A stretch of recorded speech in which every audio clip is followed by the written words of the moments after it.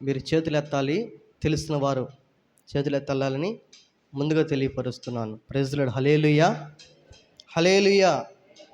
ఈ సంవత్సరం ప్రభు మనకిచ్చినటువంటి వాగ్దానం, మీరు తిరిగి అది చెప్పాల్సిన అడగతాడేమో అందుకని చేయట్లేదు అని కాకుండా, గుర్తున్న వాళ్ళు ఈ సంవత్సర వాగ్దానం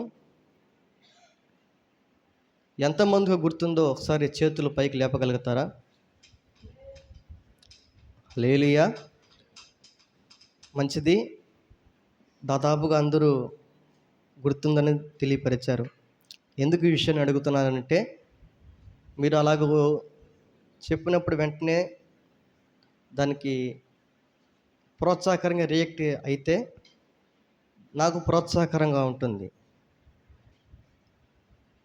ఏంటి అలా చెప్తేనే ప్రోత్సాహకరంగా ఉంటుందా అంటే మమ్మల్ని బట్టి ప్రోత్సాహకరంగా ఉంటావా అంటే అలా కాదు. కానీ యూట్యూబ్లో ఎవరైనా ఒక వీడియో చేస్తే దాన్ని లైక్ చేయండి, షేర్ చేయండి, కామెంట్ చేయండి అంటారు. ఎందుకనంటే మాకు కొంచెం ప్రోత్సాహకరంగా ఉండడానికి అలా చేయండి అని వాళ్ళు చెప్తూ ఉంటారు. అయితే మనం ఆ ప్రోత్సాహం బట్టి కాదు, కానీ మీ యందు పడినటువంటి ప్రయాస వ్యర్థమైపోకున్నట్లుగా ఎంతమందికి ఈ వాగ్దానం గుర్తుందో, ఎంతమందికి అవగాహన ఉందో, చెప్తున్నటువంటి వర్తమానం వీళ్ళు ఎంతమందికి అవగాహన ఉందో లేదో అని తెలుసుకోవడం బట్టే ఈ ప్రశ్న అడిగాను తప్ప నన్ను నేను కనపరచుకోవడానికో మిమ్మల్ని కనపరచాలనే ఉద్దేశంతో నేను చెప్పలేదు. హల్లెలూయా, హల్లెలూయా. ఎందుకనంటే ఏ విధము చేత నేను దేవుని యొక్క వాక్యం మీకు అవగాహన కల్పించాలనే ఉద్దేశమే, అందుకోసమే నేను ఆ ప్రశ్న అడిగాను. మంచిది. ఈ సంవత్సరం ప్రభు మనకి ఇచ్చినటువంటి వాగ్దానం హెజ్కేలు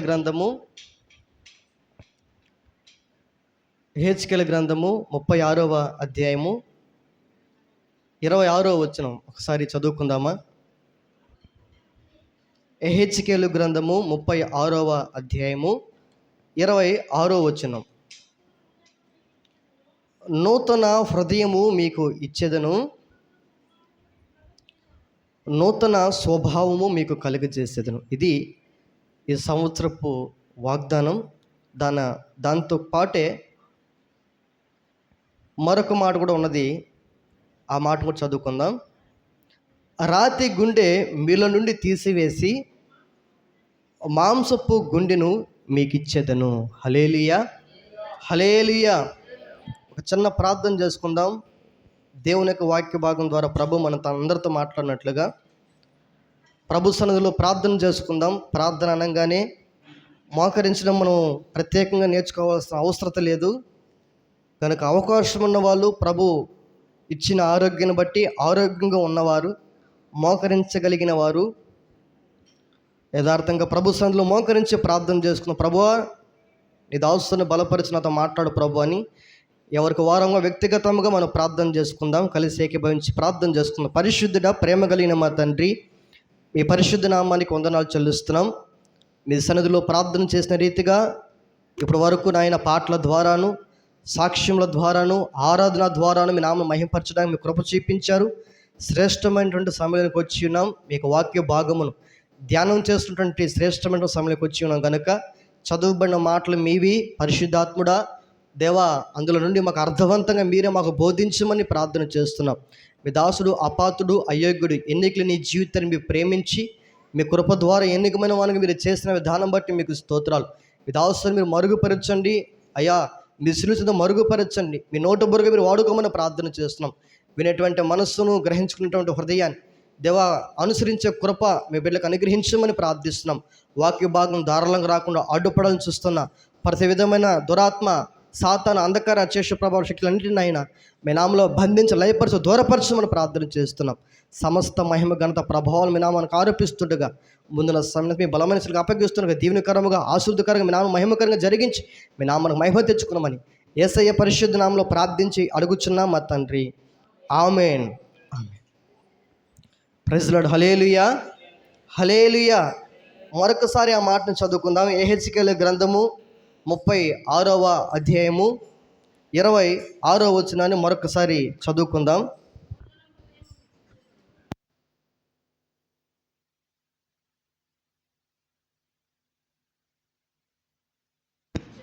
ఆమేన్. హల్లెలూయా, హల్లెలూయా.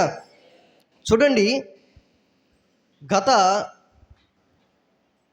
జనవరి 1వ తారీఖు నుండి మనం ఈ వాగ్దాన సందేశం అంటే ప్రభు మనకి ఈ సంవత్సరంలో ఇచ్చిన వాగ్దానాన్ని మనం ప్రతి వారం ధ్యానం చేస్తూ వస్తూ ఉన్నాం.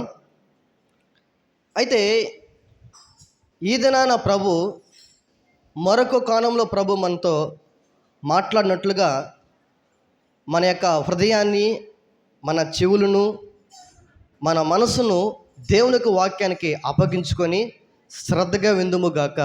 ఆమేన్. హల్లెలూయా, హల్లెలూయా. చూడండి, దేవుని యొక్క వాక్యంలో రాయబడిన మాటని ఈ సంవత్సరం ప్రభు మనకిచ్చిన వాగ్దానాన్ని మరొకసారి మనం జ్ఞాపకం చేసుకోవాల్సిన అవసరం ఎందుకు అని అంటే, నీవు నమ్మిన యెడల దేవుని యొక్క మహిమను చూచెదవు అని రాయబడినట్లుగా దేవుని యొక్క వాగ్దానాన్ని మనం ఎప్పుడైతే నమ్ముతామో, ఎప్పుడైతే విశ్వసిస్తామో, మన జీవితంలో గొప్ప కార్యాలు చూస్తాం. ఆమేన్. హల్లెలూయా, హల్లెలూయా. అయితే దేవుని యొక్క వాక్యాన్ని నమ్మలేకపోవడానికి, దేవుని యొక్క వాక్యం మీద మనసు పెట్టుకోలేకపోవడానికి కారణం ఏంటి అని అంటే, మన హృదయంలో ఏదైతే దాగి ఉంటుందో, ఎవరైతే మనం ఉంచుకుని ఉంటామో, దేనినైతే మనం ఇష్టపడతామో, హృదయం నిండిందే నోరు మాట్లాడదు అని వాక్యం సెలవిస్తున్నట్లుగా, మన జీవితంలో ఆత్మ సంబంధం మనం ఎదగాలి అనేటువంటి ఆశ మనకుంటే ఆత్మ సంబంధం ఎదగడానికి ప్రభు కృప చూపుతాడు. హల్లెలూయా.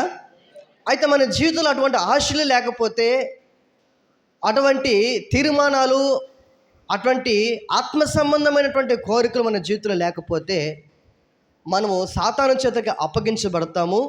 సాతాను చేతకి అప్పగించబడితే మనము దేవుని కొరకు ఏర్పాటు చేయబడిన ఏర్పాటుని మరచి అపవాదిక కబంధ హస్తాల్లోనికి మనం చిక్కుబడిపోతే మన జీవితాలు ఏ విధంగా మార్చబడిపోతాయి అని అంటే, రాతి గుండె రాతి హృదయంగా మార్చబడిపోతుంది. హల్లెలూయా, హల్లెలూయా.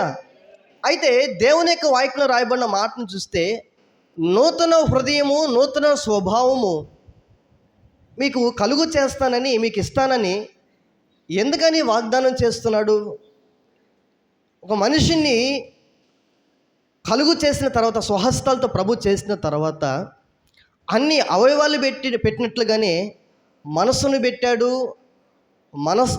హృదయాన్ని పెట్టాడు, ఒక స్వభావం మనలో ఉన్నది. మరి ఇన్ని పెట్టిన దేవుడు మరలా నూతన హృదయము, నూతన స్వభావం మీకు కలుగు చేస్తానని వాగ్దానము ఇవ్వడానికి గల కారణం ఏంటి అని అంటే, మన ఈ లోకంలో పాపము చేత, శాపము చేత మన జీవితాలు చచ్చిన బ్రతులుగా మార్చబడిపోయాయి. దేవుడు ఏ ఏర్పాటైతే ఒక మనుషుణ్ణి చేసుకున్నాడో, ఆ ఏర్పాట్లో నుండి మనుషుడు తొలగిపోయిన తర్వాత, దైవ చిత్తంలో నుండి తొలగిపోయిన తర్వాత, రాగోన్య మనసు, రాగోన్య హృదయము, రాగోన్య స్వభావము వచ్చిన తర్వాత దాన్ని మార్చాలనే ఉద్దేశంతోనే దేవుడు మరలా అనేటువంటి వాగ్దానాన్ని మనకిస్తున్నాడు. హల్లెలూయా. నూతన అనేటువంటి వాగ్దానాన్ని ప్రభు మనకిస్తున్నాడు. అయితే మన జీవితాల్లో వాక్యపు వెలుగులో మన జీవితాలు ఎలా ఉన్నాయి, మన బ్రతుకులు, మన జీవిత విధానం ఎలా ఉన్నది అని వాక్యముతో పోల్చుకుంటే, వాక్యంతో సరిచేసుకుంటే మన జీవితాలు మనం ఏంటో మనకు అర్థమవుతాయి. ఆమెన్. హల్లెలూయా, హల్లెలూయా. మనకు అనారోగ్యం, ఒక జ్వరం వస్తే జ్వరం ఎంత ఉన్నదో అని తెలుసుకోవాలంటే ఏముండాలి? థర్మామీటర్ ఉండాలి. హల్లెలూయా. మనకు జ్వరం ఉందా లేదా అనేది తెలిపేదే థర్మామీటర్. అయితే మన జీవితము ఆత్మానుసారంగా ఉన్నదా, లేకపోతే ఆత్మానుసారంగా దిగజారిపోయినటువంటి స్థితిలో ఉన్నదా, మనము పాపంలో ఎంతవరకు దిగజారిపోయినాము, లేకపోతే ఆత్మ సంబంధంగా ఎంతవరకు కట్టబడుచున్నాము అన్నది తెలపబడాలి అని అంటే దేవుని యొక్క వాక్యంతో సరి చేసుకుంటే మన జీవితం ఎలా ఉన్నదో మనకు అర్థమవుతుంది. ఆమెను హల్లెలూయా. మన యొక్క అవయవుల ముఖంలో తేడా ఏదైనా కనబడాలంటే మన ముఖము మనముగా చూసుకోలేము. అయితే అద్దం ముందు వెళ్ళి నిలబడితే మన ముఖం ఎలా ఉన్నదో మనం చూసుకోగలం. హల్లెలూయా. అలాగనే దేవుని యొక్క వాక్యం అనేటువంటి అద్దంలోనికి మనం వెళ్ళగలిగితే, మన హృదయం అనేటువంటి పరిశీలన మనం చేసుకోగలిగితే, ఈ హృదయానికి పట్టినటువంటి మురికి ఏమిటో, ఈ హృదయానికి పట్టిన మాలిన్యం ఏమిటో, మన ఆత్మానుసారమైనటువంటి జీవితాల్లో మనం ఎలా ఉన్నామో అర్థం అవ్వాలంటే ప్రాముఖ్యమైనది దేవుని యొక్క వాక్యం. ఆమెను హల్లెలూయా. అయితే దేవుని యొక్క వాక్యము ప్రాముఖ్యమైనప్పుడు ఆ అంత ప్రాముఖ్యమైనటువంటి వాక్యాన్ని మనం వినేటువంటి మన చెవులు ఎలా ఉన్నాయి, మన మనసు ఎలా ఉన్నది, మన హృదయము ఎలాగో ఆశ కలిగి దేవుని యొక్క వాక్యం కొరకై పరితపించేటువంటి మనసు హృదయం కలిగిన వారముగా ఎంతమంది దేవుని మందిలో కూర్చుని ఉన్నాం. హల్లెలూయా. హల్లెలూయా. ఎంతమంది దేవుని యొక్క వాక్యం ద్వారా ప్రభు మనతో మాట్లాడతాడని విశ్వసించిన వారమై, విశ్వాసం కలిగిన వారమై, దేవుని యొక్క వాక్యం ఈరోజు నాతో మాట్లాడగలుగుతుంది, దేవుడు నాతో మాట్లాడతాడు అని ఎంతమంది విశ్వసించి దేవుని ముందులో కూర్చుని ఉన్నాం. అది మన అంతరాత్మకి తెలుస్తుంది. రెండవదిగా దేవునికి తెలుస్తుంది. మూడవదిగా ఎవరు తెలుసు? ఒకటి మనకు తెలుసు, రెండవది దేవునికి తెలుసు, మూడవది మరొకరు తెలుసు. ఎవరికి? ఎవరికి అర్థం కల? నువ్వు రేపు నుంచి ఇక్కడ కూర్చోవాలి నాకు. ఎందుకనంటే కోపంతో చెప్పేది వాస్తవం. ఇక్కడ కూర్చొని వాక్యం చేసేటప్పుడు కొంచెం బిగ్గరగా చదవడానికి అనుకూలంగా ఉంటుంది. ఇక్కడ కూర్చోవాలి. హల్లెలూయా. ఒకటి మనకు అర్థమవుతుంది, రెండవది దేవునికి అర్థమవుతుంది, మూడవదిగా సేవకులకా దేవునికి స్తోత్రం. హల్లెలూయా. సేవకులకి అర్థమవుతుంది, మరొకరు కూడా అర్థమవుతుంది. ఎవరికి? చెప్పక్క. ఎవరికి? ఎవరు నువ్వేం చెప్పింది? ఎవరు చెప్పింది? చెయ్యెత్తాలమ్మా, లేకపోతే ప్రైజ్ పోతుంది. స్తోత్రం చెప్దామా? హల్లెలూయా. హల్లెలూయా. దేవుని పరిశుద్ధ నామానికి మహిమ కలుగును గాక. ఒక సేవకుడు, సరే అది ఇప్పుడు సందర్భం కాదులే కానీ అది చేసి చూపిస్తే బాగుంటుంది. గట్టిగా స్తోత్రం చెప్దామా? హల్లెలూయా. ఇందాక సండే స్కూల్లో ఈ రెండో రోజు సండే స్కూలు జరపడం. అయితే మొదటికి ఈ రెండో రోజుకి చాలా మార్పు వచ్చింది దేవుని బిడ్డల్లో. చక్కగా వారిని సరైన విధానంగా మనం కానీ చేయగలిగితే భవిష్యత్తులో వాళ్ళే మన సంఘానికి ప్రయోజనకరంగా మార్చబడతారు. ఆమెను హల్లెలూయా. హల్లెలూయా. వారిని బట్టే దేవుని యొక్క పరిచర్య అయినా దేవుని యొక్క మందిరంలో క్రమాన్ని నేర్చుకోవాలి అని ఎవరిని బట్టి నాకు అర్థమైందంటే వీళ్ళని బట్టే రేపు క్రమాన్ని నేర్పించాలని నాకు అర్థమైంది. స్తోత్రం చెప్దామా? హల్లెలూయా. ఎందుచేత దేవునికి హృదయంలో సంతోషంతో ఈ మాట చెప్తున్నా, నిన్ను మనసుతో ఈ మాట చెప్తున్నా. వారిలో ఉన్నటువంటి కృపను నేను గుర్తిస్తున్నప్పుడు నాకు చాలా సంతోషం వేస్తూ ఉంది. వీరిని ప్రభు కోసం పెంచగలిగితే, ప్రభు కోసం సిద్ధపరచగలిగితే ఒక్కొక్కరు ఒక్కొక్క తలాంతులు ఉన్నాయి. చక్రి, నువ్వు వచ్చేవారి నుంచి నువ్వు రావాలి, సరేనా? 2 వారాలు మిస్ అయిపోయావు. బాగా జరుగుతూ ఉంది, బాగా నాకు సంతోషం వేస్తూ ఉంది.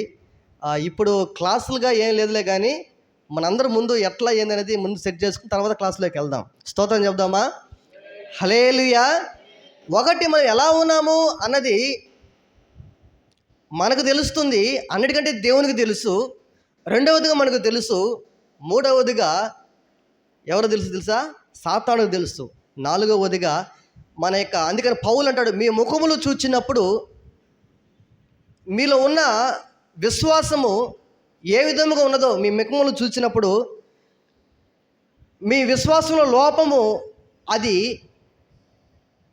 మీకు ఇంకా బహుగా తెలియపరచబడిన నిమిత్తమే రాత్రింబగలు మేము ప్రార్థన చేస్తున్నామని పౌలు తన పత్రికలో రాస్తూ ఉంటాడు. హల్లెలూయా. మీ ముఖాలు చూచినప్పుడు మీ విశ్వాసంలో ఉన్నటువంటి లోటు ఏమిటో అది తీర్చబడాలని రాత్రిమగులు మీ నిమిత్తమై ప్రార్థన చేస్తున్నామని పౌలు రాస్తూ ఉంటాడు. అట్లా ఈ 4 విధాలుగా మనకు తెలుస్తుంది.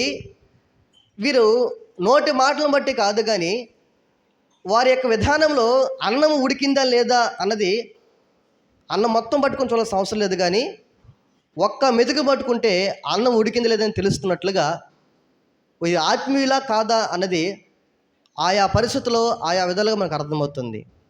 హల్లెలూయా, హల్లెలూయా. నా హృదయమెంతో జీవము గల దేవుని దర్శింపానందముతో కేకలేయుచున్నది. నా హృదయమెంతో జీవము గల దేవుని దర్శింపానందముతో కేకలేయుచున్నది. నా దేహమెంతో నీకై ఆశించే, నా దేహమెంతో నీకై ఆశించే శాశ్వత కృపను నేను తాళంచగా కానుకానైతిని నీ సన్నిధిలో. గట్టి తప్పబడతామా? నైతిని నీ సన్నిధిలో శాశ్వత కృపను నేను తాళంచగా కానుకానైతిని నీ సన్నిధిలో, కానుకానైతిని నీ సన్నిధిలో శాశ్వత కృపను నేను తాళంచగా. భక్తిహీనులతో నివసించుట కంటేను నీ మందిర వరణములో ఒక్క దినము గడుపుట. భక్తిహీనులతో నివసించుట కంటేను నీ మందిర వరణములో ఒక్క దినము గడుపుట 1000 దినాల కంటే శ్రేష్టమైనది. 1000 దినాల కంటే శ్రేష్టమైనది. 1000 దినాల కంటే శ్రేష్టమైనది. 1000 దినాల కంటే శ్రేష్టమైనది. శాశ్వత కృపను నేను తాళంచగా కానుకానైతిని,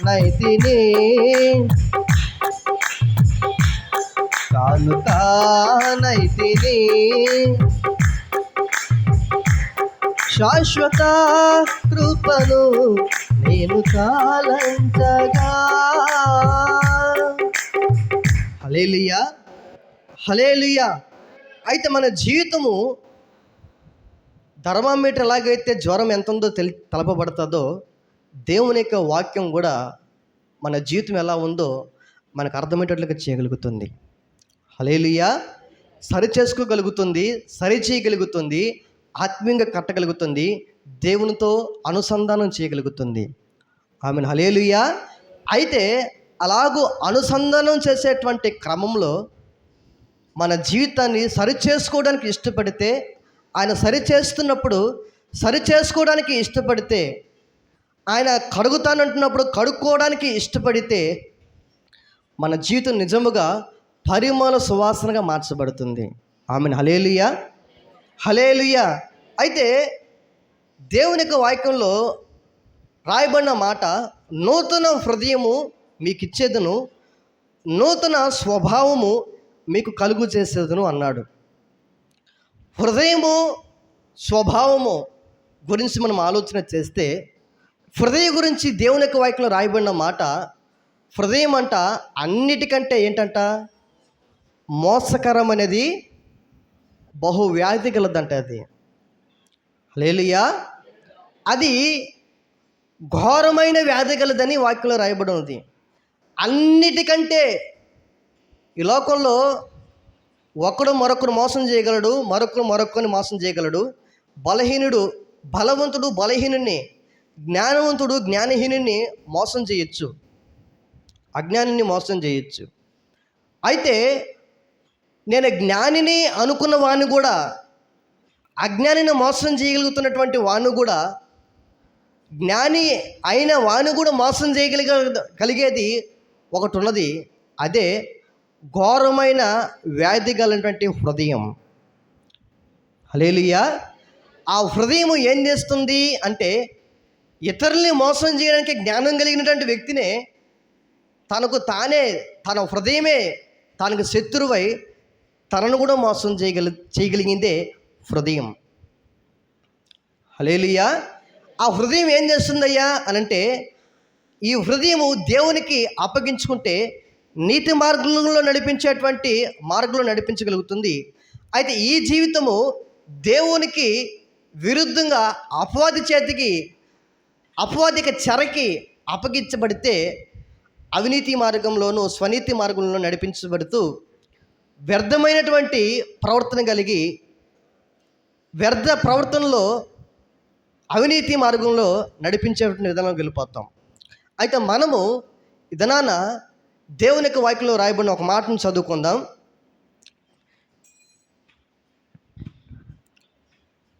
మనం ఎలాంటి వారిమి అన్న ఒక మాట ఉంటుంది.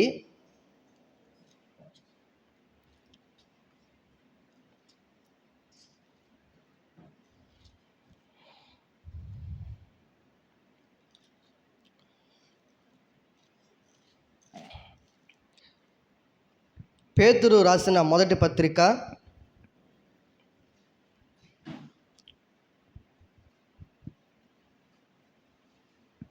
2వ అధ్యాయము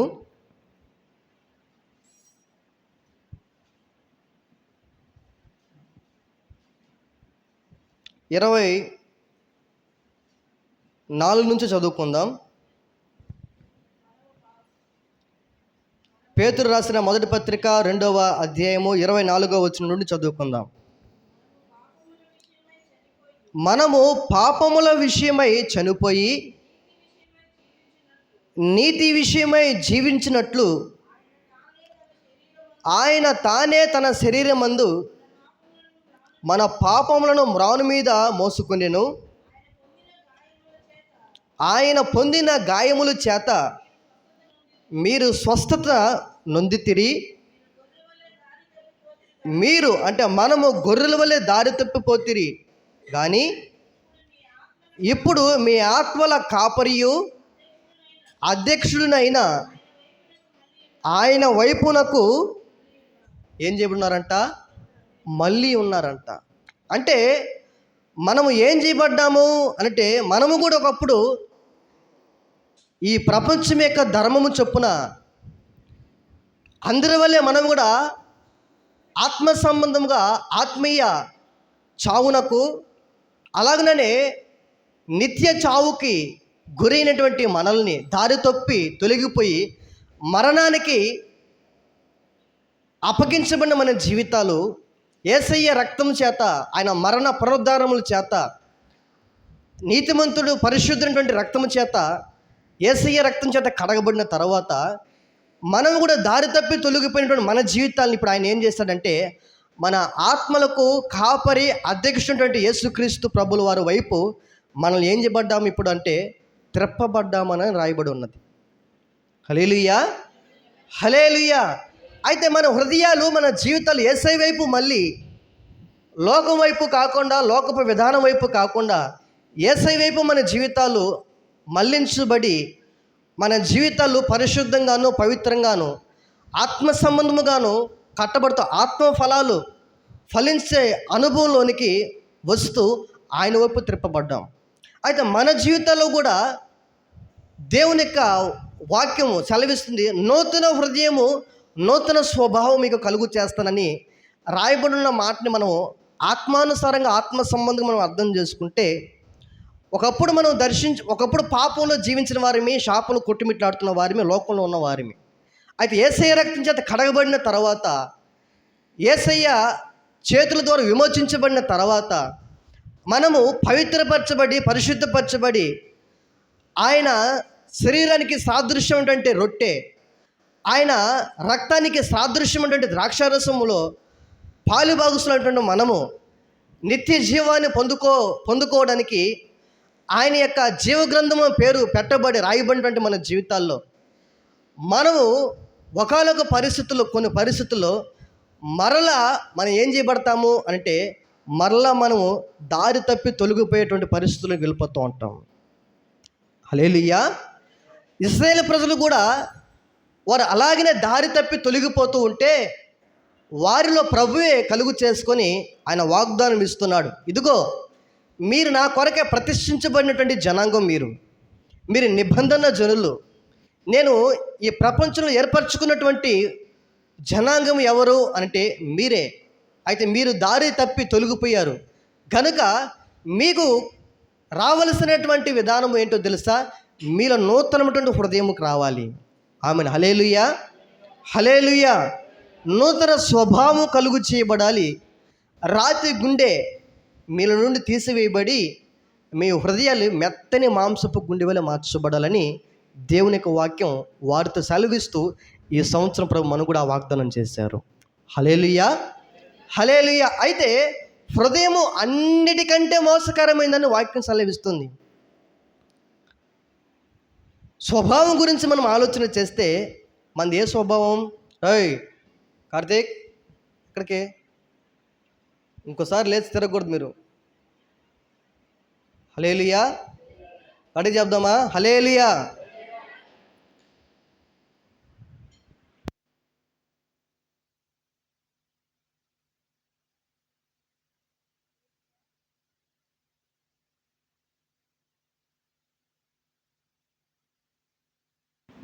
సండే స్కూల్ నువ్వు కూడా రావాలా, నువ్వు కూడా త్వరగా రావాలా. Praise Lord. హల్లెలూయా. మరలా ఆ మాటను చదువుకుందామా? హెజ్కేలు గ్రంథం 36వ అధ్యాయము 26వ వచనం.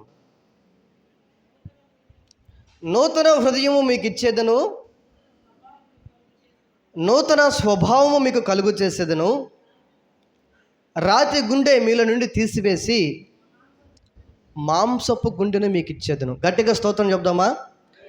హల్లెలూయా, హల్లెలూయా. నూతన హృదయాన్ని, నూతన స్వభావాన్ని మీకు కలుగు చేస్తానని దేవుడు వాగ్దానం చేస్తే అసలు నూతన హృదయం రావడం ఏంటి? నూతన స్వభావం కలుగు చేయడం ఏంటి? ఈ హృదయము ఎందుకని నూతనమైన హృదయం రావాలి అని అంటే ఈ హృదయము అన్నిటికంటే మోసకరమైనది గనుక కొన్ని పరిస్థితులు మనల్ని మన హృదయం మోసగిస్తూ దేవుని నుండి దూరం చేస్తూ ఉంటుంది మన జీవితాల్లో. హల్లెలూయా. మన స్వభావము పాపపు స్వభావం కనుక ఈ పాపపు స్వభావాన్ని బట్టి మన హృదయము మోసకరమైనది కనుక ఈ పాపపు స్వభావంతో మన హృదయము మార్చబడి ఏ విధంగా అయిపోతుంది అని అంటే రాతి గుండె, రాతి హృదయముగా మార్చబడిపోతుంది. హల్లెలూయా, హల్లెలూయా. మన పుట్టుకలో నుండే ఆదాము ద్వారా వచ్చినటువంటి ఆ స్వభావం, పాపపు స్వభావం మన జీవితంలో మన హృదయాన్ని ఏముగా చేస్తుంది అంటే మోసపరిచి మన యొక్క గుండెని రాతి గుండెగా మార్చేస్తుంది. ఈ రాతి గుండెగా మార్చేస్తే మన జీవితంలో ఏముగా మార్చబడతాము అని అంటే మనం దేవుని యొక్క వాక్యాన్ని చెవులారే విని గ్రహించలేనట్లుగా, దేవుని యొక్క కార్యాలు కనులారో చూడలేనట్లుగా, చెవులారో విని గ్రహించలేనట్లుగా, మనసుకి, హృదయానికి అవి గ్రహింపు లేనట్లుగా మనల్ని దేవుడు మన జీవితంలో ఏది ఉద్దేశిస్తున్నాడో అది గ్రహించలేనట్లుగా అది చేసేస్తూ ఉంటుంది రాతి హృదయం. హల్లెలూయా. గట్టిగా స్తోత్రం చెప్దామా? హల్లెలూయా, హల్లెలూయా. మన స్వభావం ఎటువంటి స్వభావము? ఎటువంటి స్వభావం అమ్మా? మీరు సమాధానం చెప్పాలి. మన స్వభావము ఎట్టి స్వభావం అంది? ఇప్పుడే చెప్పాను నేను, మీరు సమాధానం చెప్పాలి. స్తోత్రం చెప్దామా? హల్లెలూయా. మంది ఎటువంటి స్వభావము? పాపపు స్వభావం. మన హృదయము ఏం చేయబడుతుంది? మోసగించబడుతుంది. ఈ పాపపు స్వభావాన్ని బట్టి, మన హృదయము మోసగించడం బట్టి మన గుండె రాతి గుండెగా, రాతి హృదయంగా మార్చబడుతుంది. అప్పుడు ఆత్మ సంబంధమైన స్పర్శ అయినా కావచ్చు, ఆత్మ సంబంధంగా ఎదగాలి అనేటువంటి ఆశలైనా కావచ్చు, ప్రభు కొరకు జీవించాలి అనే కోరికలైనా కావచ్చు, ప్రభు కొరకు బ్రతకాలి అనే తీర్మానాలైనా కావచ్చు, మన జీవితంలో కనబడం. హల్లెలూయా. మరి హృదయానికి పోల్చి చెప్పాలన్నా, స్వభావానికి పోల్చి చెప్పాలన్నా, అది ఎలాగో మనం మోసగించగలుగుతుంది, ఎలాగో మన స్వభావం ఉంటుందో ఒక మాటని మీకు చదివి మనం వినిపిస్తాను. చూడండి, పేతురు రాసిన 2వ పత్రిక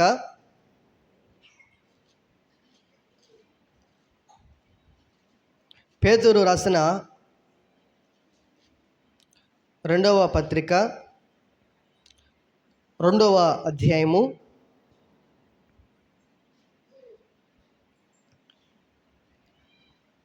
22వ వచనం చదువుకుందాం. కుక్క తన వాంతికి తిరిగినట్టును, కడుగుబడిన పంది బురదలో దొర్లుటకు మళ్ళినట్టును అను నిజమైన సామెత చొప్పున వీరికి సంభవించెను. ఎవరికి సంభవించింది అని మనకు అర్థం చేసుకోవాలంటే 20వ వచనం నుండి చదివితే మనకి ఇంకా అర్థమవుతుంది. వారు ప్రభువును రక్షకుడునైన యేసుక్రీస్తు విషయమైన అనుభవ జ్ఞానము చేత ఈ లోక మాలిన్యములను తప్పించుకున్న తరువాత మరలా వాటిలో చిక్కుబడి వాటి చేత జయింపబడిన ఎడల వారి కడవరి స్థితి మొదటి స్థితి కంటే మరీ చెడ్డదగును. వారు నీతి మార్గమును అనుభవపూర్వకంగా తెలుసుకొని తమకు అప్పగింపబడిన పరిశుద్ధమైన ఆజ్ఞ నుండి తొలగిపోవుట కంటే ఆ మార్గము అనుభవపూర్వకముగా తెలియక ఉండుటయే వారికి మేలు. కుక్క తన వాంతికి తిరిగినట్టును, కడుగుబడిన పందె బురదలో దొర్లుటకు మళ్ళినట్టును అను నిజమైన సామెత చొప్పున వీరికి సంభవించెను. హల్లెలూయా, హల్లెలూయా.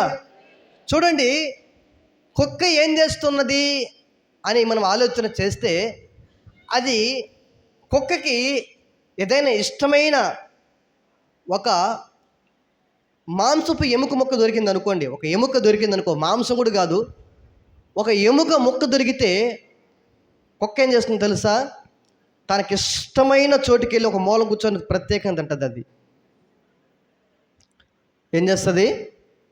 ఒక దూరంగా వెళ్ళిపోయి ఒక మూలను కూర్చొని అది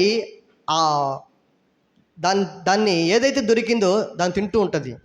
ఇంకా దానికి ఉన్నటువంటి విధానం ఏంటంటే, ఎంత తిన్న దానికి ఏమవుదు, చాలు అన్నదాని అనిపించదు, దానికి తింటూనే ఉంటుంది. అది దొరికితే వదిలే పరిస్థితి ఉండదు. అయితే అది బాగా తిన్న తర్వాత ఆ తిన్నటువంటి ఆహారం అరేంచుకోలేక అది ఏం చేస్తుంది అని అంటే, మరలా ఏం చేస్తుంది? వాంతికి చేసేస్తుంది. అది తన కడుపులో అది ఉండలేక, అది జీర్ణం అవ్వక అది మరలా వాంతిని చేసేస్తుంది. చేసేసిన తర్వాత మరలా అది ఏం చేస్తుంది అంటే, ఏదైతే కక్కి వేసిందో మరలా దాన్నే తింటుంది అది. హల్లెలూయా, హల్లెలూయా. అది ఇష్టంగానే తింటుంది, ఎక్కువగా తింటుంది. తిన్నటువంటి అది మామూలుగా తినదు, తిన్నదంతా కూడా మొత్తం కక్కి వేస్తుంది. ఎంతైతే కక్కేసిందో, ఎంతైతే తినదో అంత కక్కి చివరికి ఎంతైతే కక్కేసిందో మరలా దానే తింటుంది అది. హల్లెలూయా, హల్లెలూయా. మన హృదయము అన్నిటికంటే మోసకరమైనది అన్నట్లుగా ఆ కుక్క ఏదైతే తినిందో, అరెంచుకులకు ఏదైతే వామిటింగ్ చేసేసిందో, వాంతికి ఎత్తిందో, మరలా తిరిగి దాన్నే తినగలుగుతుంది. దీని దేవుని వాక్యం వింటున్న మనం, దేవుని యొక్క వాక్యంలో సరిచేసుకోవలసిన మనం లోకంలో ఒకప్పుడు యేసు ప్రభుని ఎరగని స్థితిలో ఉన్న మనము కూడా ఈ లోకంలో చచ్చినటువంటి జీవితాలు కలిగిన వారమై ఈ ప్రపంచం యొక్క ధర్మము చొప్పున, మనసు యొక్క కోరిక ఇష్టం చొప్పున మనం ఒకప్పుడు నీతి ఏమిటో, నీతి మార్గాలు నడిపించేటువంటి వారు ఎవరో, మాదిరైన వారు ఎవరో తెలియక, నిజమైనది ఏమిటో తెలియక, నిజమైనటువంటి జీవితం ఏమిటో తెలియక, పవిత్రమైన జీవితం ఎవరు జీవించక మాదిరి ఉంచిపోయారో మనకు అర్థం కాక, యేసయ్య ప్రేమ ఏంటో మనకు తెలియక, ఆయన త్యాగం ఏమిటో మనకు తెలియక, ఆయన మనకు ఎట్టిగా సమర్పించుకున్నాడో మనకు అర్థం కాక, ఒకప్పుడు యేసు ప్రభుని ఎరగని జీవితాల్లో మనము కూడా లోకంలో జీవించి పాపం అనే ఆ ఆహారాన్ని మనం భుజించిన వారిని. హల్లెలూయా. అయితే ఎప్పుడైతే యేసు ప్రభును మనం తెలుసుకున్నామో, యేసు ప్రభు ఆయన ప్రేమేటిదో మనం తెలుసుకున్నామో, ఆయన ఎందుకోసం వచ్చాడు, ఎందుకు రక్తం కార్చాడో, ఆయన రక్తం చేత కడగబడిన వారు ఎలా ఉంటారో, మరణం తర్వాత ఆయన ఏం చేయబోతున్నారో అటు వారికని మనకు సత్య మార్గము తెలియపరచబడిన తర్వాత మనము కూడా కుక్కవలి మనం ఏం చేశాము, చేసిన ప్రతి పాపాన్ని, చేసిన ప్రతి అవినీతి, ప్రతి వ్యర్థ ప్రవర్తన అన్నిటిని కూడా ఇది వ్యర్థమైన ప్రవర్తన అని చెప్పి మనందరం కూడా ప్రభు సన్నిధిలో ఒప్పుకుంటూ పశ్చాత్తాప్తులమై కన్నీటితో ప్రభు పాదాలను తడుపుతూ మనం చేసిన ప్రతి పాపాన్ని ప్రభు ఎదురు ఒప్పుకుంటూ మనలో ఉన్న ప్రతి పాపాన్ని తొలగించేసుకున్నాం. హల్లెలూయా. తొలగించబడి మనం పాపం నుండి విమోచించబడిన వారిమి, నీతికి దాసులైన వారిమి. అందుచేత దాని నిదర్శనముగా ప్రభు సొత్తైన జనాంగమని, ప్రభు చేత విమోచించబడిన వారమని నిదర్శనంగా, ఇక మీద నా జీవితం నీ కొరకే ప్రభువా, నా ఇష్టం చొప్పున కాదు, ఇది వరకు ఈ ప్రపంచం యొక్క ధర్మం చొప్పున ఇష్టం చొప్పున నడుచుకున్నా, ఇక మీద నుండి ఇదిగో నా స్వచిత్తము కాక నీ చిత్తం మీద ఆధారపడుతూ నీ ఇష్టం చొప్పున నేను జీవిస్తూ నీ వల్లే మార్చబడడానికి నేను అప్పగించుకుంటాను ప్రభువా అని మన జీవితాలు చేసే ప్రతి పాపాన్ని ప్రభు ఎదుట ఒప్పుకుంటూ బాప్తీసము ద్వారా మన పాపాలన్నింటినీ సమాధి చేసి, ఇదిగో సమస్తము క్రొత్త వాయును అన్నట్లుగా ప్రభువులో జీవించడానికి మన పాపాలన్నింటినీ సమాధి చేసి మనం మరలా నూతనంగా ప్రభువులో ఎదగడానికి, మన జీవితాన్ని ప్రభువులో కొనసాగించడానికి బాప్తీసము ద్వారా ఏర్పరచబడిన వారు మనం. హల్లెలూయా. హల్లెలూయా. అయితే మన జీవితాల్లో బాప్తీసము నిదర్శనంగా చేయబడి సాక్ష్యంగా బాప్తీసం తీసుకున్న మన జీవితాల్లో మరి కుక్క వలె ఒకప్పుడు పాపాన్ని భుజించి, మోహించి, ప్రేమించి మనం భుజించి ఆహారం చేస్తుంటే మన జీవితాల్లో అది వ్యర్థమని కక్కివేసిన తర్వాత మరలా ఏ పాపమైతే అది పాపం అనుకొని, ఏ వ్యర్థ ప్రవర్తన ఇది ప్రభువుకి ఇష్టం లేదని వదిలేసామో, ఏ హృదయాన్ని అయితే ప్రభువుకి సమర్పించామో, ఏ శరీరాన్ని అయితే, ఏ ప్రాణాన్ని అయితే మన కోసం అర్పించాడో ఆ దేవునికి మన జీవితాన్ని, మన హృదయాన్ని, మన ప్రాణ, ఆత్మ, శరీరాన్ని ప్రభు చేతులకు అప్పగించుకొని ప్రభు కొరకు జీవించడానికి తీర్మానం చేసుకున్న వారిని. హల్లెలూయా. అది తీర్మానం చేసుకున్న మన జీవితాల్లో మరలా ఏదైతే కక్కివేశామో, మరలా మన హృదయము మనం మోసగించడం బట్టి మరలా ఏదైతే కక్కివేసామో ఆ తిన్నటువంటి, ఆ కక్కివేసినటువంటి ఆ ఆహారం తిన్నాక నువ్వు ఇష్టపడుతున్నావేమో. హల్లెలూయా. నీ జీవితం నీకు అర్థమవుతుంది, దేవునికి అర్థమవుతుంది, సాతానుకు అర్థమవుతుంది.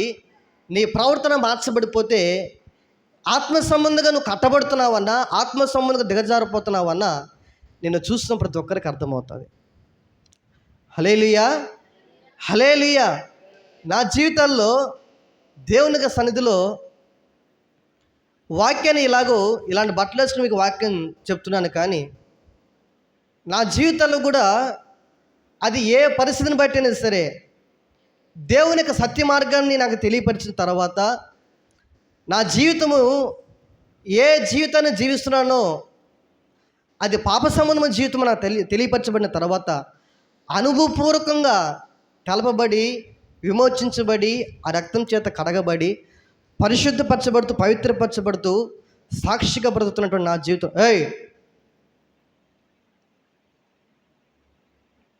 సాక్షిగా ప్రభు కొరకు బ్రతుకున్న నా జీవితాల్లో నేను ఎవరినైతే చూడకూడదో, ఎవరు వైపు అయితే నేను చూడకూడదో, ఎవరి వైపు నేను చూడాలో ఆ దేవుని వైపు చూడకుండా మనుషుల వైపు చూచి నా జీవితంలో కూడా ఆత్మ సంబంధమైన భక్తి జీవితం నుండి తొలగిపోయేటువంటి పరిస్థితి నా జీవితంలో జరిగింది. హల్లెలూయా. అయితే వారిని బట్టి పడిపోయాను అనడానికంటే మొదటగా ఆత్మ సంబంధం దిగజారిపోయాను అన్నది నిజమైన మాట. హల్లెలూయా. నాకు రక్షణ అంటే ఏంటో తెలుసు, పరిశుద్ధ మార్గం అంటే ఏంటో తెలుసు, సత్య మార్గం ఏంటో నాకు తెలుసు, ఆ సత్య మార్గంలో ఎవరి వైపు చూడాలో కూడా నాకు తెలుసు. అయితే నాలో ఉన్న పాపపు స్వభావాన్ని బట్టి, నా హృదయమే నన్ను మోసం చేయడం బట్టి, నా జీవితము పాపానికి అబ్బవేసుకోవడం బట్టి, ఏదైతే పాపమని కక్కివేశానో మరలా అదే లోకం వైపులోనికి వెళ్ళిపోవడానికి నా జీవితం అమ్మబడిపోయింది పాపానికి. హల్లెలూయా. ఇది దేవుని యొక్క మహాకృపను బట్టి మరలా ఆయన ప్రేమ, ఆయన కృపను ఆయన విడిచిపెట్టగా మీ మధ్యలో ఈ రీతిగా నిలవబెట్టింది దేవుని యొక్క కృప. ఆమెను. హల్లెలూయా. ఆయన నాతో మాట్లాడిన తర్వాత ఏ పరిస్థితుల్లో నేను తప్పిపోయానో ఆ పరిస్థితులు ఈ వాక్య భాగం ద్వారా ప్రభు నాతో మాట్లాడిన తర్వాత మరలా ప్రభువుకి నా జీవితం అప్పగించుకున్నా. హల్లెలూయా. అప్పుడే ఒక పాటను రాసుకున్నా. నీ ప్రేమే నన్ను మరువలేదయా, నీ కృపయే నన్ను విడువలేదయా, నా పైన నీకున్న ప్రేమ, నా పైన నీకున్న కరుణ, నా పైన నీకున్న ప్రేమ, నా పైన నీకున్న కరుణ మరువలేనయా, విడువలేనయా, నా పైన నీవు చూపిన ప్రేమను నేను మరువలేనయా, విడువలేనయా, నా పైన నీవు చూపిన ప్రేమను. నీ ప్రేమే నన్ను విడువలేదయా, నీ కృపయే నన్ను. హల్లెలూయా. హల్లెలూయా. ఆ పాటను రాసుకుంటూ చరణంలో కుక్క తన వాంతికి తిరిగినట్టు పాపాన్ని ప్రేమించి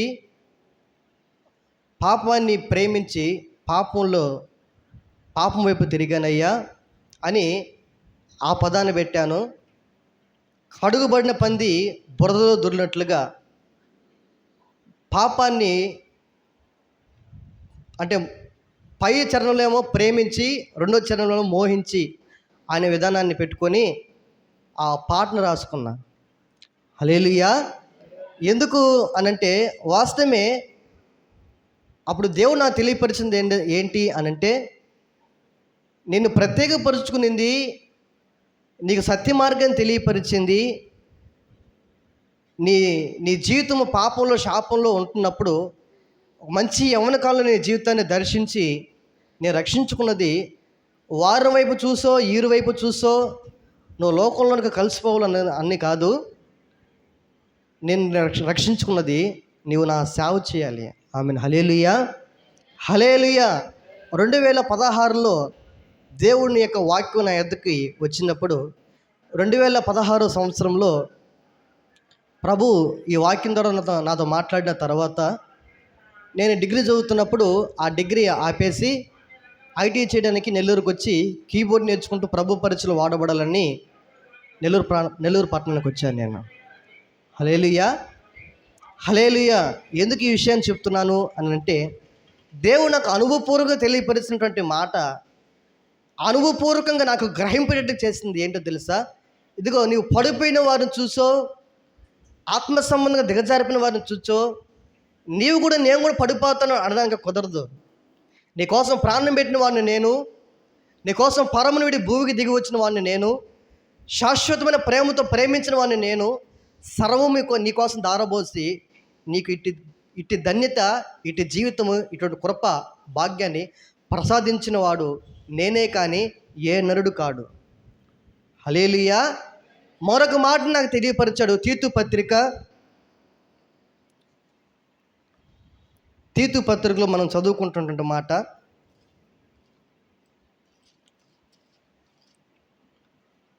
మూడవ అధ్యాయము 5వ వచనం చదువుకుందాం. మనము నీతిని అనుసరించి చేసిన క్రియల మూలముగా కాక తన కనికరము చొప్పుననే పునర్జన్మ సంబంధమైన స్నానము ద్వారాను పరిశుద్ధాత్మ మనకు నూతన స్వభావము కలుగు చేయటం ద్వారాను మనల్ని రక్షించెను. హల్లెలూయా, హల్లెలూయా. ఇదిగో, నీవు మనుషుల వైపు చూడకూడదు. ఒకటి. రెండవదిగా, నీ నీతిని బట్టి నువ్వు పరిశుద్ధంగా బ్రతుకుతున్నావు అనుకుంటున్నావేమో. నీ నీతిని బట్టి కాదు, పరిశుద్ధాత్ముడైన నేను నీలో కార్యం జరిగించడం బట్టి నీవు చేయగలిగి నేను నిన్ను దర్శిస్తున్నప్పుడు, నీతో మాట్లాడుతున్నప్పుడు, నిన్ను ఒప్పింప చేస్తున్నప్పుడు నీవు ఏం చేసావు తెలుసా?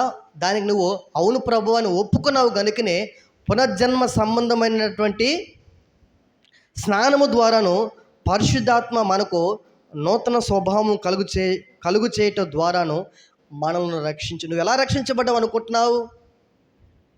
నీ నీతిని బట్టి, నీ యొక్క మంచితనాన్ని బట్టి, నీ మనసును బట్టి నాకు దేవుడు ఇటువంటి జీవితం ఇచ్చాను అనుకుంటున్నావేమో. కానీ కాదు, నీ నీతిని బట్టి కాదు ఈ స్థితిలో నేను తీసుకొచ్చింది.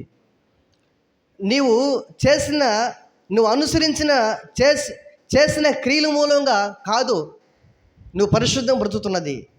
నేను నీలో ఒక కార్యం జరిగించాను, ఒప్పింప చేశాను. నువ్వు అందుకేం చేస్తావంటే ఒప్పుకొని అనుసరించావు గనుకనే నీలో క్రియ జరిగించాను. కనుకనే నీలో ఒక నూతనమైన స్వభావం కలిగి నువ్వు రక్షించబడ్డావు. హల్లెలూయా. అయితే నీవు నీ స్వనీతి మీద నువ్వు ఆధారపడక, మనుషుల వైపు చూడక, నా వైపే విశ్వాసముకు కర్త అయిన నా వైపే నువ్వు చూస్తూ ముందు నడిపించబడాలని ప్రభు నన్ను దర్శించాడు. హల్లెలూయా, హల్లెలూయా. అప్పుడు అర్థమైంది నాకు, నా నీతిని బట్టి కాదని, మరొకటి నేను చూడాల్సిన మనుషుల వైపు కాదని. అప్పుడు ప్రభు వైపు మనం చూస్తే ఏ విషయం కూడా ఎవరి వైపు మనం ఆధారపడకుండా మన వ్యక్తిగతమైన జీవితం ప్రభు కొరకే మనం బ్రతకగలం. ఆమెను. హల్లెలూయా, హల్లెలూయా. కొన్ని సందర్భాల్లో అపవాదైన సాతానుడు నిన్నేం చేస్తాడు అని అంటే, దేవుడు మెత్తని హృదయాన్ని కోరుకుంటే రాతి హృదయాన్ని నీకు ఇవ్వాలని అపవాద ఆలోచన చేస్తాడు. నూతన హృదయాన్ని నీకు కలుగు చేయాలనుకుంటే నీ హృదయాన్ని మోసగిస్తూ ఉంటాడు. నీలో పాపపు స్వభావం తొలగించబడి పరిశుద్ధత, పవిత్రత అనేటువంటి స్వభావాన్ని నీలో నాటాలనుకుంటే నీ స్వభావాన్ని దేవునికి వాక్యానికి విరుద్ధంగా పాప సంబంధమైనటువంటి విధానంలో ఉండేటట్లుగానే అపవాది నిన్ను మోసగిస్తూ ఉంటాడు. హల్లెలూయా. హృదయం మోసగిస్తాదేనంటే అది నేను మోసగిస్తుందని కాదు. అపవాదైన సాతానుడు నీ జీవితాన్ని ప్రభు యొక్క చేతుల నుండి, నీ మనసు ప్రభు మీద నుండి లోకంలోనికి వెళ్ళిపోయేటట్లుగా నీ హృదయాన్ని వాడు ఏం చేస్తాడు అంటే మోసగించి త్రిప్పివేస్తాడు. ప్రభు నుండి నీ మనసుతో త్రిప్పివేస్తాడు వాడు, నీ హృదయాన్ని త్రిప్పివేస్తాడు. అయితే దేవుని యొక్క ప్రేమ చేత, ఆయన ప్రభావం చేత ప్రభు వైపు నువ్వు త్రిప్పబడగలుగుతున్నావా?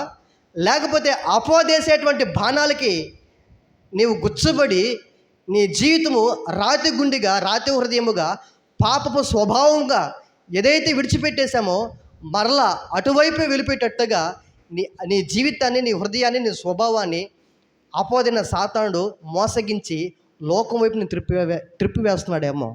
ఇదన నీవు ఎవరిని చూడాలి? పడిపోయిన మనుషులను కాదు. నీవు ఎవరిని చూడాలి? పరిశుద్ధుడైన దేవుని వైపు. హల్లెలూయా.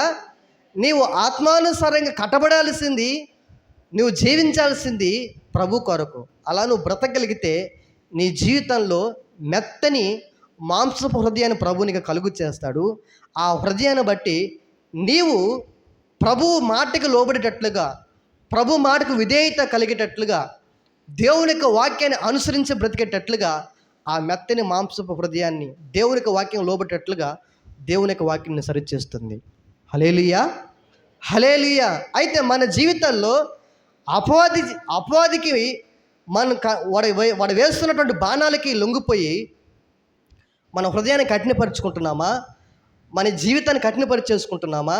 లేకపోతే అటువైపు కాకుండా దేవుని యొక్క శక్తిని ఆశ్రయిస్తూ మన జీవితాన్ని ప్రభు కొరకు బ్రతకాలని తీర్మానం కలిగి ఉన్నామా? అయితే కుక్క ఏం చేస్తుందంట? చదవండి ఆ మాటని. కుక్క తన వాంతికి తిరుగునట్టుగా కడుగుబడిన పంది బురదలో దొరుటకు మళ్ళినట్టుగా అది నిజమైన సామెత చొప్పున వీరికి సంభవించును. హల్లెలూయా. కుక్క ఏం చేస్తుంది? తింటుంది, అది కక్కి వేస్తుంది, కక్కి వేసిన దాన్ని మరలా తిరిగి తింటుంది.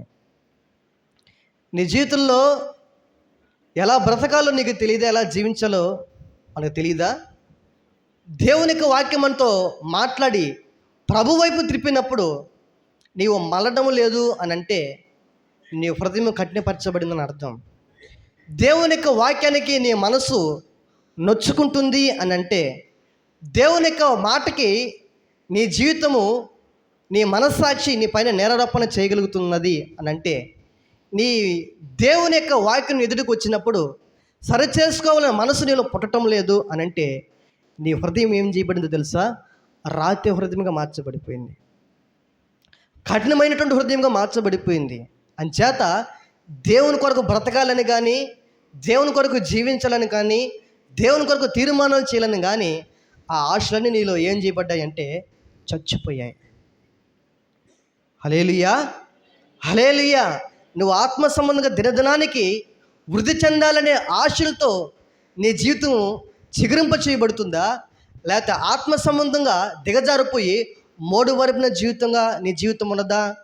కుక్క తన వాంతికి తిరిగి మరలా తింటుందంట. మన హృదయం మనల్ని మోసగిస్తుంది. అయితే పందిని గురించి మనం ఆలోచన చేస్తే ఆ మాటను చదవండి. కుక్క తన వాంతికి తిరిగినట్టును కడుగబడిన పంది బురదలో దొరుటకు మళ్ళినట్టును అది నిజమైన సామెత చొప్పున వీరికి ఏం చేయబడిందంట? సంభవించిందంట. హల్లెలూయా. పందిని ఒక రాజుగారు ఏం చేశాడు అని అంటే, ఆ రాజు ఆ పందిని చూచి, ఇది బురదలో ఉన్నది, దీన్ని బాగుగా కడిగి మంచిగా దీన్ని తయారు చేసి దీన్ని మంచిగా తయారు చేద్దామనే ఆలోచనతో మంత్రి గారికి చెప్పాడు. మంత్రి, ఇదిగో కనబడుతున్నటువంటి ఆ పందిని తీసుకొని రా అని చెప్తే మంత్రి గారికి ఆశ్చర్యం కలిగింది. అయ్యా, అది ఏమనుకుంటున్నారు మీరు? అది ఒక మామూలుగా సాధు జంతువు అనుకుంటున్నారా? అది ఎక్కడుందో మీకు కనబడుతుందా అంటే, నాకు కనబడుతుంది మంత్రి, నువ్వు ఆ పని చేయి, దాన్ని తీసుకొని రా. దాన్ని ఏం చేస్తావు అని అంటే, దాన్ని నువ్వు బాగుగా కడిగి అది ఏ బురదలైతే ఉన్నదో దాని నుంచి తీసుకొని వచ్చి బాగుగా కడిగి శుభ్రపరిచి మార్కెట్లోకి ఏదైతే మంచి సబ్బు వచ్చిందో ఆ మురికి బాగుగా పోయేటట్లుగా దాన్ని బాగుగా కడిగి దానికి మెడకి బంగారు గొలుసేసి దాని ముక్కుకు కూడా బంగారు కమ్మి ఒకటి తొడిగించు. రాజుగారు పక్కన నిలబడాలి, రాజుగారు ఏ ప్రయాణాన్ని వెళ్ళినా ఆ రథములు ఇది ఉండాలి అని మంత్రికి చెప్పి రాజుగారు వెళ్ళిపోతే, ఆ మంత్రి గారు ఇంకా ఆ పందిని తీసుకొచ్చి బాగా కడిగాడు. టెట్ మసాలా వేసాడు, లేదా మైసూర్ శాండ్లు సోప్ వేసాడు. ఏం వేసాడో, ఏం వాడతారు మీరు సోపులు నాకు తెలియదు, అట్లాగే అన్ని సోపులు వేసి వాడాడు. మొత్తానికి రుద్ది దాన్ని ఎలా చేశాడనంటే తెల్లగా చేశాడు. అట్నే స్తోత్రం చెప్దామా? హల్లెలూయా. ఆ మురికి బాగుగా పోయేటట్లుగా బాగుగా కడిగి బాగా శుభ్రపరిచి బాగా దానికి ఏం కొట్టాడు? ఆయన కొడుతుంటాడు. అది కొట్టినప్పుడు బాగుంటుంది, కానీ 2-3 రోజులు అయిపోయిన తర్వాత అది మన రెండు కలిసిపోయిన తర్వాత వస్తుంది ఒకటి. అది వచ్చినప్పుడు పక్కన నిలబడాలంటే అది ఎట్లుంటుందో మామూలుగా ఉండదు. హల్లెలూయా. సెంటు కొడితే ఫస్ట్ బాగుంటుంది, 2 రోజులు అయిపోయిన తర్వాత అట్లాగే ఉందనుకో, 3వ రోజుకు ఉంటుంది, అది భరించలేము. అది అట్లాగూ బాగా కొట్టాడు, బాగా కడిగాడు, శుభ్రపరిచాడు, గొలుసేసాడు, ముక్కుకి బంగారు కమ్మి కూడా తొలగించి రాజుగారు సిద్ధపరిచినట్టు రథంలో ఎక్కించడానికి మంత్రి గారు రెడీగా ఉంటే, ఆ రాజుగారు దాన్ని చూచి బాగా సంతోషపడి, శభాష్ మంత్రి గారు, బాగా కడిగారు, బాగా నేను అనుకున్నట్లుగా దాన్ని మంచిగా చేశారు అని ఇంక నా రథం ఎక్కడానికి అది సిద్ధంగా ఉంది, ఎక్కించని చెప్పిన తర్వాత విహారయాత్రకు వెళ్దాము, అందరికీ చూపిద్దాము పందిగా ఉన్నటువంటి దానిని ఆ రాజు ఎలాగూ దాన్ని తయారు చేశారో అనే వైభోగంగా దాన్ని చూపిద్దాము అని రాజుగారి యొక్క రథం మీద ఎక్కించుకొని తిప్పుతూ ఉంటే అందరూ ఆశ్చర్యపోయారు. ఈ రాజుగారి యొక్క రథం మీద ఎక్కగలిగినటువంటి ఇది ఒక నీచమైనటువంటి విధానంలో జీవించినటువంటిది. అది రాజుగారి యొక్క రథం మీద ఎక్కి తిరగగలుగుతుంది అని అందరూ ఆశ్చర్యపోతూ చూస్తున్నారు. దాన్ని చూసినటువంటి రాజుకి మురిసిపోయి దాన్ని చూస్తూ అలాగూ సంతోషపడుతున్నాడు రాజుగారు. దీన్ని బాగు చేశాను, బాగుగా కడిగించాను, బంగారు కమ్మి వేశాను, ముక్కుకి బంగారు మెడకి బంగారు గొలుసు వేయించాను, ముక్కుకి బంగారు కమ్మి తొడిగించానని సంతోషపడి తిప్పుతూ ఉంటే రాజుగారు ప్రయాణంలో మరొక రాజుగారు ఎదురైతే మాట్లాడడానికి దిగి దీన్ని అలాగనే పెడితే రాజుగారు ఈ పరస్పర మాటలో పడిపోయి ఈ పంది యొక్క గొలుసుని చేతిలోంచి విడిచిపెడితే ఉంటుందని చెప్పి విడిచిపెడితే ఆ రోడ్డు పక్కన ఒక బురద తొట్టి ఉంటే ఆ బురద గుంట ఉంటే దాంట్లో పోయి ఇది ఏం చేసిందంటే దానికి సెగ ఎక్కువైపోయి వేడి ఎక్కువైపోయి ఆ చల్లగా ఉన్నటువంటి ఆ బురద గుంటలో పోయి మరలా పోయి పడుకొని తలెత్తి పైకి లేపుకుందంట. హల్లెలూయా.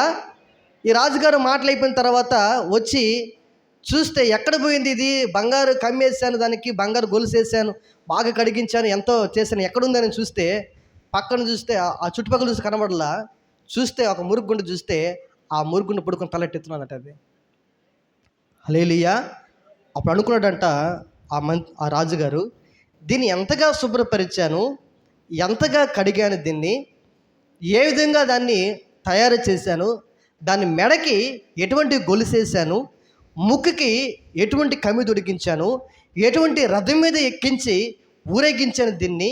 కానీ దీని స్వభావము మురికిలో ఉండేటువంటి స్వభావం తన స్వభావాన్ని కనపరిచిందని రాజుగారు బాధపడుతూ దాన్ని సంహరించడని చెప్పి రాజుగారు ఆజ్ఞ ఇచ్చి అది వధించబడేటట్లుగా రాజు ఆజ్ఞ ఇచ్చాడు. హల్లెలూయా. హల్లెలూయా. దేవుని వాక్యం పెట్టిన మన జీవితాల్లో కూడా ఫలిస్తున్నటువంటి చెట్టు అయిన నీవు ఫలించకపోతే చెట్టు గురించి రాయబడిన మాట అదేం చేయబడుతుంది? ఫలాలు కాయలేని చెట్టు, ఆ ఫలాలు చూడలేనటువంటి చెట్టు ఎక్కడికి వెళ్తుంది? అది అంటే గొడ్డలతో నరకబడి కాల్చివేయబడిపోతుంది. నీ జీవితంలో ఫలాలు ఫలించేటువంటి అనుభవంలో ఉండాలని ఆలోచనలతో తీర్మానంతో దేవుని మందిరానికి వచ్చే అనుభవంలో నీవు ఉన్నావా? దేవుని చేత కడగబడాలి, పరిశుద్ధపరచబడాలి, పవిత్రపరచబడాలి, దేవుని యొక్క స్వరూపతులోనికి మార్చబడాలి, ఆయన రూపంలోనికి మార్చబడాలని ప్రభు వైపు చూస్తూ, ప్రభు చేసిన ఆ సిలువలో పొందినటువంటి ఆయన రక్తం కాచిన రక్తాన్ని చూస్తూ, ఆయన రూపాన్ని చూస్తూ ప్రభు వల్లే మార్చబడాలని తీర్మానంతో మన జీవితం ముందు కొనసాగించబడుతుందా? అయితే కడగబడి మన జీవితం సరిచేయబడి లోకమెట్టిదో పరిశుద్ధత తెలపబడిన తర్వాత మరలా మన జీవితము, మన హృదయము దేవుని యొక్క సారూప్యతలోనికి మార్చబడకుండా అపవాదైన చెరలోనికి మనమే అప్పగించేసుకుంటున్నామా? ఇతన నీ హృదయము, నీ జీవితము దేవుని కోసం జీవించాలని, దేవుని కోసం బ్రతకాలని ఆశలు నీళ్ళు ఏమైనా చిగురింప చేయబడతాయా? లేకపోతే అటువంటి ఆశలే లేక నిశ్చలమైనటువంటి స్థితిలో నీ జీవితము ఎదుగు లేక పొదుగు లేకుండా నీ జీవితంలో నీవు జీవించుచున్నావు అనే పేరు కానీ ప్రకటన గ్రంథం 3వ అధ్యాయం 1వ వచనం చదువుకుందాం. ప్రకటన గ్రంథము 3వ అధ్యాయము 1 నుంచి చదువుకుందాం. సార్దీసులో ఉన్న సంఘపు దూతకు ఇలాగూ వ్రాయము, 7 నక్షత్రములను దేవుని 7 ఆత్మలు గలవాడు చెప్పు సంగతులు ఏవనగా, నీ క్రియలను నేను ఎరుగుదును. ఏవనగా, జీవించుచున్నావన్న పేరు మాత్రము ఉన్నది కానీ నీవు మృతుడవే, నీ క్రియలు నా దేవుని ఎదుట సంపూర్ణమైనవిగా ఏం చేయలేదంట, నాకు కనబడలేదు అంటున్నాడు. హల్లెలూయా. కనబడలేదని అంటే ఏం చేస్తున్నట్టు? పలానా వస్తువు తీసుకొని రండి, పలానా వస్తువు అక్కడ ఉంది తీసుకొని రా అంటే అది అక్కడ లేకపోతే ఏం చేసినట్టు? అంటే ఆడ వెళ్ళి చూసినట్టు. హల్లెలూయా. కనబడడం లేదు అని అంటే చూస్తున్నటువంటి ఆ వ్యక్తికి అది కనబడట్లేదని అర్థం. సార్దీసులో ఉన్నటువంటి సంఘపు దూతకు ఇలాగూ వ్రాయము, 7 నక్షత్రములను దేవుని 7 ఆత్మలను గలవాడు చెప్పు సంగతులేమనగా, నీ క్రియలను నేను ఎరుగుదును. ఏమనగా, జీవించుచున్నావని పేరు మాత్రము ఉన్నది కానీ నీవు మృతుడివే. నీ క్రియలు నా దేవుని ఎదుట సంపూర్ణమైనవిగా కనబడలేదంట. హల్లెలూయా. ఒక ఫలిస్తున్నటువంటి ఒక చెట్టు దానికి నీరు కట్టబడి ఎరువు వేయబడి బాగుగా వేపుగా పెరిగిన తర్వాత ఆ బాగుగా వేపుగా పెరిగి ఫలాలు సంవత్సరాల తరబడి గడుస్తున్న ఫలాలు కనిపించకపోతే ఆ చెట్టు వల్ల ప్రయోజనం ఏంటి? ఒకవేళ ఎదిగించబడి పూత వేసినటువంటి ఆ పూత పిందిగా మార్చబడకుండా రాల్చబడిపోతే ప్రయోజనం ఏమున్నది? పూత వచ్చిన తర్వాత పిందిగా మార్చబడిన తర్వాత పిందె అలాగూ నిలవక ఆ పిందె రాలిపోతే దానివల్ల ప్రయోజనం ఏంటి? ఒకవేళ పెరిగి కొంత ఆకారం వచ్చిన తర్వాత అది ఎండిపోయి రాలిపోతే ప్రయోజనం ఏముంది?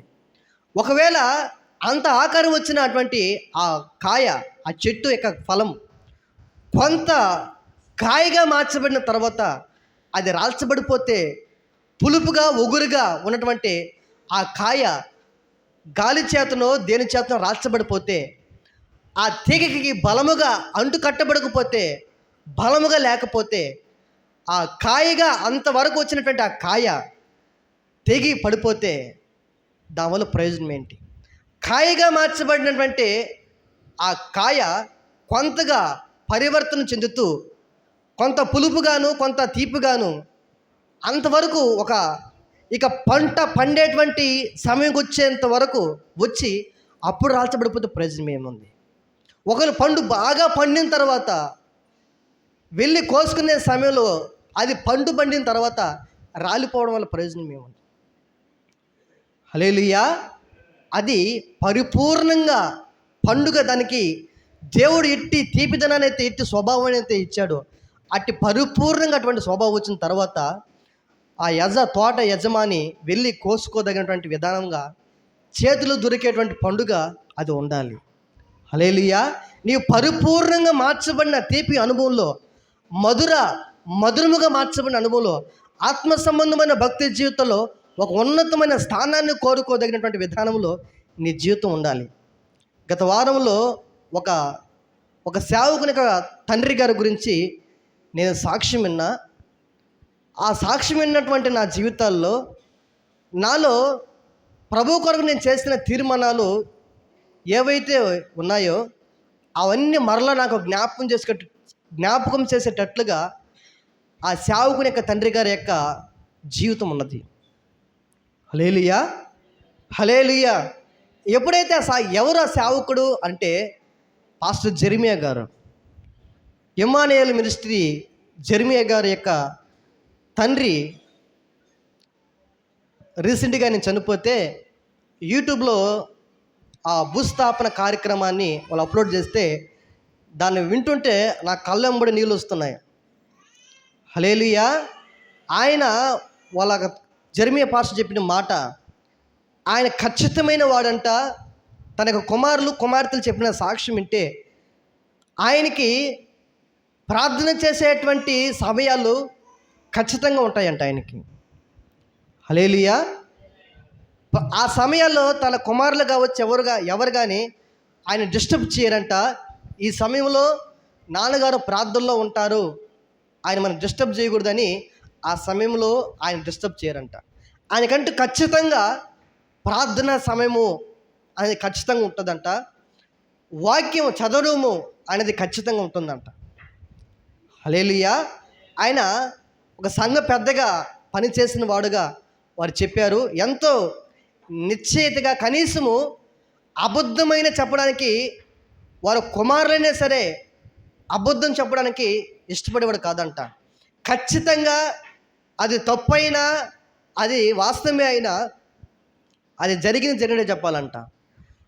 ఒకవేళ ఎక్కడున్నావని ఫోన్ చేస్తే ఫలానా దగ్గర ఉన్నాను అని చెప్పి అబద్ధం చెప్పినా అది ఆయన, నువ్వెందుకు అబద్ధం చెప్పావు, నువ్వు అబద్ధం చెప్తే నరకానికి వెళ్తావు, దేవుని ఉగ్రతకి నువ్వు పాత్రుడు అవుతావు, అబద్ధం ఆడకూడదని కుమారులను హెచ్చరించేవాడంట. కనీసము 10 అడుగులైనా సరే ఫలానా దగ్గర ఉన్నాను అని 10 అడుగుల దూరం ఉన్నా సరే అట్లా చెప్పకూడదట.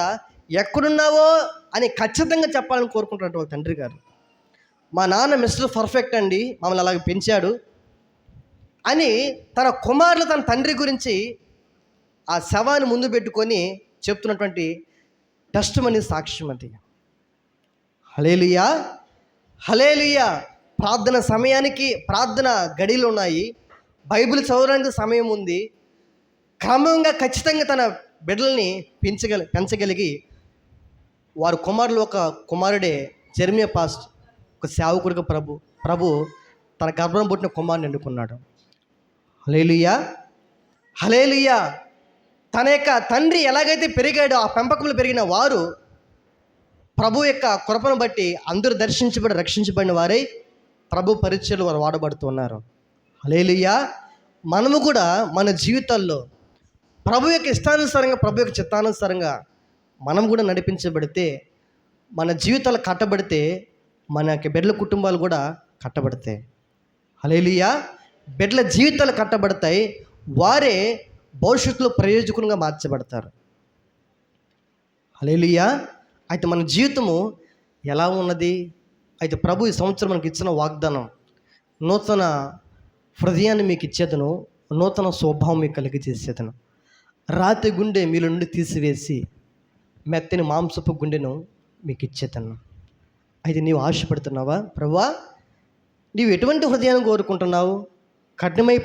కఠినమైన హృదయాన, పాపపు స్వభావాన, రాతి గుండెన అంటే అవి కాదంటాడు. మరి ఏం కోరుకుంటావు ప్రభువా? నూతనమైనటువంటి హృదయాన్ని కోరుకుంటా అంటాడు. హల్లెలూయా.